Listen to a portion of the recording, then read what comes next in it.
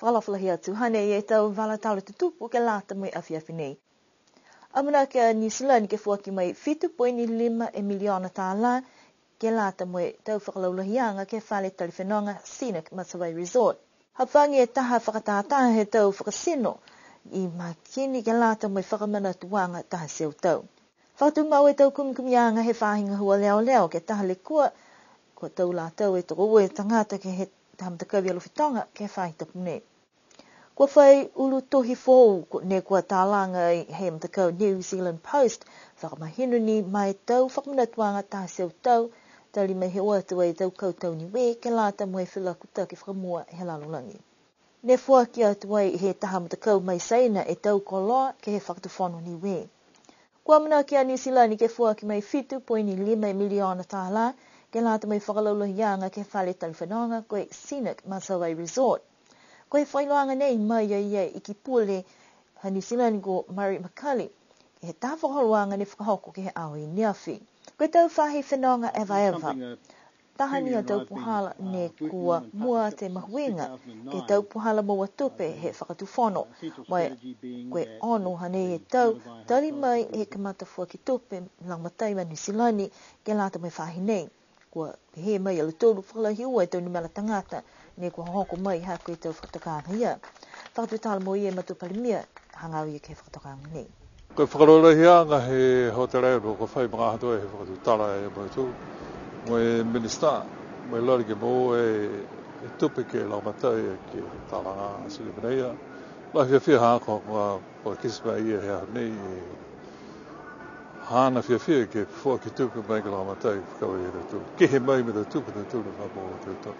Koe tau whakalulahianga nei, tō mai ke lawhi atu ke tālanga I ua furu whuki e poko ke nonofi tangata, pia moe tau whakatakanga mai taha poko ke whakahoko e te whanuanga. Ke mga hone kua nofu whakaku mai I ki pule ko Makali ke he motu, kua hoku atu ai mai kisikisi atu ai whuki ke he whanua aonga fō, ke lata me tau whanui tieki, pia whuki moe whama I waia ke kisikisi ke tau whahi pisinisi he whakatawhono. Whalua businesses e whakatawhono maha nei, mra tutongi ni e mautu, mai he tupe hadau tūru, mo mai he numismatic, mo mai he ship registry and so on.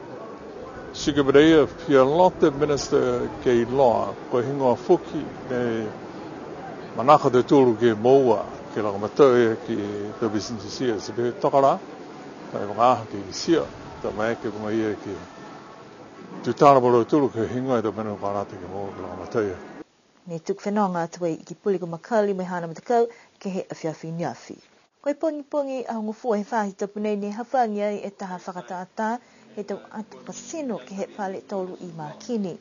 Koe taha wala nei he tau whakaholoanga ne kua whakatakatoka ai ke lata mai whakamana tuanga taha seo tau ne kua mai kei fuki a New Zealand ke fuaki langmatai. Puhala mai he halau tūla hukui ke he motu he ofisa he kumsina tokolunga New Zealand. Kua lahi a mamana ke motu ke lata I mai tau whakamana tuanga he taha seo limu furu I tau kautau ni we ne oa tu wai ke he whalakutau ki whakamoe he lalolangi ha koe aile mai ha New Zealand mo Pelitania lahi. Nā kai longa lahi tau ata whakasino he motu kai amanaki ke kumi atu whakalaulahi ai alu tolu ke whala tau whale pepa ne toke tau koloa peneipo ke tau whale toke tau koloa mahuinga ke mō mai whale tau koloa nei ke kisia mata he tau tangata e tau kautau mai tau ngahua alu tolu ke whaha ia. Koe whalua ata fuaki mai he tau tangata. Koe whalua ata mōa mai he tau museum si Visila. Si lahi whiawhia hāki alu tolu ne fuaki ata mai ke kisia.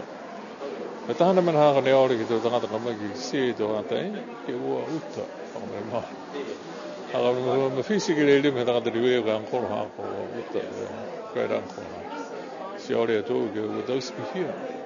Ne mō I tau tūru e tonga hua oka ne ka tausi e ke lata e makisia o roa I tau tūru I tau ata nei. Whiawhia, haka mai ke tau tūru ki sia whalua ata ki te mga hara ia. Mai tau tūru ki hoko mai ke whangahana ke mua ata ke rau tūru tau kua tau ne watua. Mai tau mga whangawa fuki ni ui sia rau tūru tau tau hātau tūru. ni hotu.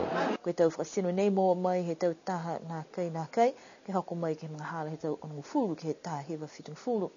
Tō hawhangi ai whakatātanga nei, a tō hoko atu ke he aho ua fulu matolu iau ke tapa, ke mandahala hongu fulu, ke mandahala ua, mai he ahongu fua, ke hawhaleile, ke mai ke tō tangata ke ua, tu mai ke skisi atu ki ai. Kua whai kumi anga e whahinga hua leo ke mga aho nei ke he taha le kua, ne kua tupu ai ki a luwhitanga, ha kua la tau ai te koe tangata, taha ia lau e nei, koe taha i tau ridifu e ke pule. Ne tupe le kua nei ke he pungipungi ahongu fua, moe kua tuaha, kua tupu mai ha koe tau le kua whakatangata. Nā kai mahino mitaki ke he mga aho nei, koe hei ngoa e tau hokotaki, poke tō whai whakahala na kai, ha kua lawelawe i fuke tau leo ke mga aho nei, mahalo tōru tau kumkumianga, lawhi atu ki ai e tau mga hala lawelawe nei, ne kua hoku atu ki ai. Amanaki ke whakakatoa toa halo tōru tau kumkumianga, ke tau whahi tapu kuku i mua. Kua whai ulu tohi fōu e Matakau New Zealand Post ne kua tālanga baua ki ai, ke whakamailonga ke tuanga tahaseo tau he tuku whenonga te tau niwe ke he tau whakamuhe laulangi. Koe tahania mga mahuinga nei ke lata mai tau tala tū whakaholo ha niwe. Si talhau mai e Yehu Kui mahi New Zealand Post, koe whakatokanga kua tuki ofa mai ke ingasi e tau lotoka ina osi he motu, mai taha he tau lau he tau urutohi nei, ne kua tau spaua ki ke lata mai tau whakamatuanga, ko tuku a te lotulu ke Matakau niwe RSA. Ke la lafi atu ki ai, taha siau limu fulu foki e langaki he tau tapa urutohi ne kua amanaki e fuaki atu ke lotulu e tau hukui mga whaua he tau kautau toko taha siau limu fulu. Amanaki ke whakafua e tau urutohi nei ke whare tupe Kiwi Bank ia lofi, mai ke fuke tau tangata ke whakatau mai he New Zealand Post ka watu ai me whakaonga ai halo tōru e tau whakahoruanga ke tau kupanga hila. Koe mga au pungi ni nei ne hohoko atu ai Matakau mai he mutulahi ko saina mai halo tōru tau koloa ke fuaki whakalofa ke lata mai whalenga ngau niwe. Koe Matakau nei toko ua furu malima ne ko whenonga mai halo tōru a manako ke whai whakawhetuianga mai whakatu whanu niwe tali mai he mga aho ni ahi atu ai pali mehe motu. Koe liri whakatoke tālangi ki saina si tu tāla i molo tōru he motulahi nā hangao ia ki he tāla nganga tā whakawhetuianga whakatu whanu ke whakatu whanu he tau motu ne ua. Na ngā mai he whakawhetuianga nei ko mai ki ai he Matakau ke whenonga mai ke kise motu mai ahi atu ke whaluanga hoa he whakatu whanu ke kisia poke i loa koe hei ngoa halo tōru ka mai ke langwatai ke whakalaulahi atu e tau hua he motu he tau puhala langwatai tupe poke langwatai fua ki e tau koloa. Whai koloa ne fua ki atu ai he Matakau ke matua palimia he motu koe tau koloa ke lata ia mo e whainga hua tau se nefu he wharenga ngau niwe fōu. Tala hau ai he takitau ke Matakau ko whia pialaha ia ke matutaki e tālanga he tau whakatuwhetuianga nei he tau motu ne ua he tau puhala ke hekehe ke holu atu ki mua e tuanga hani we ke tau puhala moa e monuena he motu ke tau tupe o ke tau koloa ka fuaki mai e saina. Tō liliwa te Matakau nei ke motu halo tōru ke he awhaleile kai whaya mamanakianga ke liliu mai ke whakamau e tālanga he whakawhetuianga mai whakatuwhonu po ke tau tangata niwe he tau mongo i mua. Kua whitāni he whaya manakianga ke whai tangata he motu ka oa tuai ki saina he tau mga ahimua ke moa whalua whakalaulahianga ke tau lotomatala ke halo tūle tau ngana ni whakawhekau atu ki ai he motu ko niwe.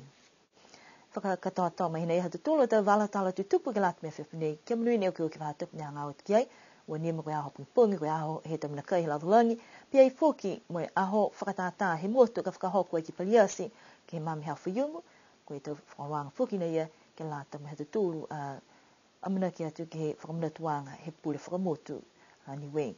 Kia no nofa, Lunipo, tu liriu ke whalewea ke whaita pahau.